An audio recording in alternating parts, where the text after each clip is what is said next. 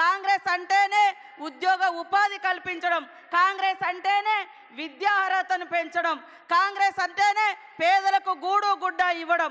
ఇవన్నింటినీ ఈరోజు పట్టుకొచ్చినటువంటి మన నాయకుడు మన సీఎం గారు రేవంత్ రెడ్డి గారని ఈ సందర్భంగా తెలియజేస్తా ఉన్నాను. నిన్నటిదాకా మనం తెలంగాణ వస్తే ఇంటింటికో ఉద్యోగం అని రంగుల ప్రపంచాన్ని చూపించినటువంటి బీఆర్ఎస్ 10 ఏళ్లలో ఎన్ని ఉద్యోగాలు వచ్చినాయంటే మొత్తం 84,000 ఉద్యోగాలు కూడా రాలే. కానీ 10 నెలలలో 57,000 ఉద్యోగాలు ఇచ్చినటువంటి ఘనత మరి మన సీఎం రేవంత్ రెడ్డి గారిదని నేను ఈ సందర్భంగా తెలియజేస్తా ఉన్నాను.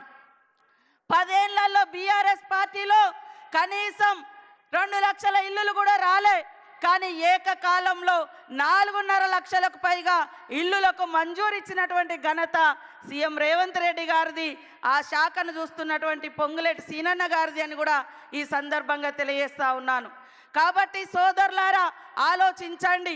ఇవాళ ఉద్యోగాలు మేము ఇస్తుంటే కళ్ళల్లో నిప్పులు పోసుకుంటున్నారు, పేదోళ్ళకి ఇల్లు ఇస్తుంటే ఓర్వలేకపోతున్నారు బీఆర్ఎస్ వాళ్ళు, మహిళలను ముందుకు తీసుకొస్తుంటే మరి రకరకాల మాటలు మాట్లాడుతున్నారు.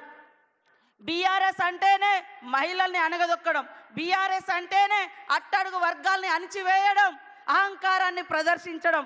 కాబట్టి ఇవాళ సామాజిక న్యాయం కాంగ్రెస్ తీసుకురావడం కోసమే 30 సంవత్సరాలుగా పెండింగ్లో ఉన్నటువంటి ఎస్సీ వర్గీకరణకు ఒక రూపం తీసుకొచ్చి మరి ఎస్సీ సోదరుల యొక్క మరి ఫలాలు అందరికీ చెందాలని వర్గీకరణ చేయడం జరిగింది.